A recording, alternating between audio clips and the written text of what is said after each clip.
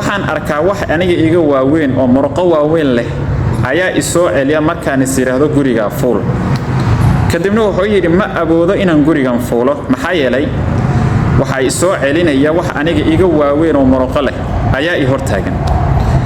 wax kale ma aha waa suuradan guriga lagu shiday waay gabadhan iyada suurada way iska shidanaysay laakiin shidada marka ay shidaysay iyada kama ahayn ninkan iskaga difaac laakiin waxay ogeyd suuradani in ay difaac tahay qofka muslimka ay difaac u tahay idan ilaahay tabaaraka wa taala quraankiisi aan ku dadaalno suuratul baqarana si khaasa waa inaad u fiirisaa ugu dadaashaa maxaa yeelay mucjizooyin fara badan ayaa alle tabaaraka wa taala dhexdhigay assalaamu alaykum warahmatullaahi wabarakaatuh waxaan aad ugu faraxsanahay in aan muddo kadib aan soo laabto aan ka mid noqdo boga ama dadka ka howlgala ama muuqaalada soo geliya barta Xasiiliya Media waxa kale aan u mahad celinayaa saaxiibkay oo aan saaxiibanahay Maxamed ayaan halkan ka salaamayaa oo yaani ii suurtageliyay mar labaad inaan ku soo laabto barta Xasiiliya Media oo waliba oo ii suurtageliyay in aan muuqaalo markaa soo dhigi karo ama aan la shaqeyn karo aadi aad baan ugu mahad celinayaa waxaan ku leeyahay Maxamedow aadi aad u mahadsan tahay sidoo kale waxaan u mahad celinayaa asxaabta markaa ku jirta barta ama ku xiran barta Xasiiliya Media aadi aad baan idin salaamaya waa Cabdinaasir oo dib u soo laabtay insha Allah taala hadda kadib waan isla socon doonaa waxaan soo gudbin doonaa waqti muuqaalkan aan kaga hadli doonaa qiso markaa la yaab leh oo runtii aad ka heli doontaan qisadan dhageysta waxa weeyaan walaalihiina kalena la sii wadaaga ilaahay tabaaraka wa taala haydan barakeeyo waxaan idin la wadaagayaa qiso cajiib ah bal eeg awooda ay leedahay suuratul baqara bal fiiri awooda ay leedahay suuratul baqara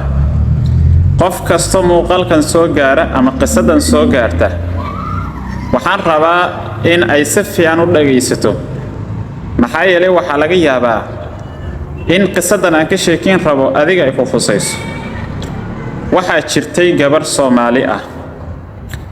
waxa jiray nin Mareykanka ku nool ninka Mareykanka ku nool iyo gabadha muslimada ee Soomaalida ama waxa ka dhaxeeya waxaan doonayaa inaad ila ogaataan awooda Ilaahay dhaxdhigay suuratul baqara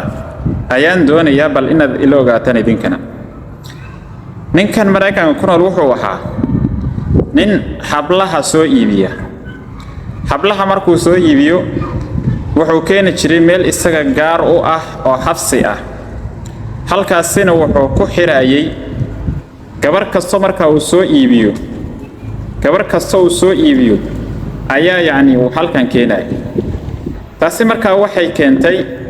gabar muslimad ah oo Soomaali ah in ay ka safartay wadankan maanta aan joogno wadanka Soomaaliya ama Soomaaliya guud ahaan wadan kamida ayaa safar waxay ugu gashay Mareykanka waxa dhacday gabadhii Soomaalida ahayd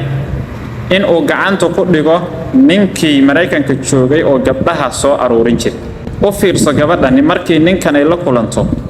wax kale ma isticmaalayso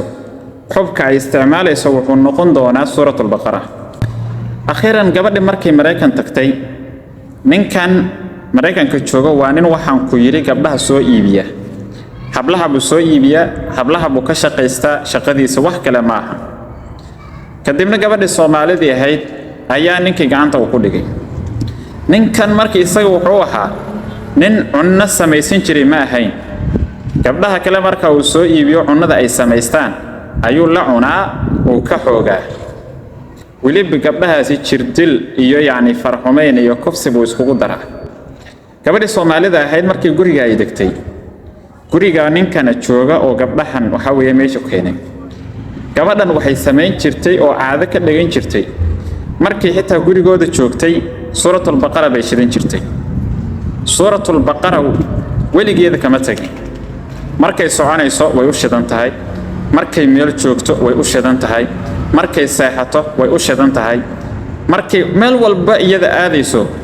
waxay caado ka dhigatay ama nafsadeeda bartay suuratul baqara in ay shidato mar walba. taasi marka waxay keentay suuratul baqara inay u noqotay maxay xog marka iyadu isku ilaalinayso. akhiiran ninkii meesha joogay Mareykanka joogay wuxuu isku dayay gabadhii muslimada ahayd ee Soomaalida ahayd inuu bal ku dayo xumaan. kadib waxay samaysay gabadha waxaan ku yiri waati hadda aan ku sheegay mar walba suuratul baqara kama tageenin iyada. suuratul baqara bay shidatay gurigeeda ku shiday marka gurigii ay deganeed oo meesha ahaa bay suuratul baqara ku shiday. markay shiday kadib ayaa waxa dhacday ninkii meesha joogay oo gabdhaha dhibaateyn jiray markuu isku dayo inuu fuulo gurigan ay degan tahay gabadhan Soomaalida markuu isku dayo inuu fuulo ma fuuli karo waa soo noqonaya. markaas lagu yiri soo adiga guriyaha gali jiray gurigan maxad u gali la'adahay. markaas arin la yaab la buu sheegay oo dadkii oo dhan bay la yaabeen. markaasuu yiri guriga in aan galo waxba iga soo celinaya in aan gurigan fuulana ima suurtagelayso ma awoodo buu yiri. waxaan arkaa wax aniga iga waaweyn oo murqo waaweyn leh ayaa isoo celiya markaan is yiraahdo guriga fuul. kadibna wuxuu yiri ma awoodo inaan gurigan fuulo maxaa yeelay waxa isoo celinaya wax aniga iga waaweyn oo murqo leh ayaa i hortaagan. wax kale ma aha waa suuradan guriga lagu shiday waay. gabadhan iyada suurada way iska shidanaysay laakiin shidada marka ay shidaysay iyada kama ahayn ninkan iskaga difaac. laakiin waxay ogeyd suuradani in ay difaac tahay qofka muslimka ay difaac u tahay. idan ilaahay tabaaraka wa ta'ala quraankiisi aan ku dadaalno suuratul baqarana si khaasa waa inaad u fiirisaa ugu dadaashaa maxaa yeelay mucjizooyin fara badan ayaa alle tabaaraka wa ta'ala dhexdhigay. akhiiran gabadhi suuradii waa lagu ilaaliyay oo waxa weyn waxay u noqotay xog waxay fariin u tahay marka qof kasto muslim abay fariin u tahay ha lagu dadaalo suuradaasi. wassalaamu calaykum warahmatullaahi wabarakaatuh.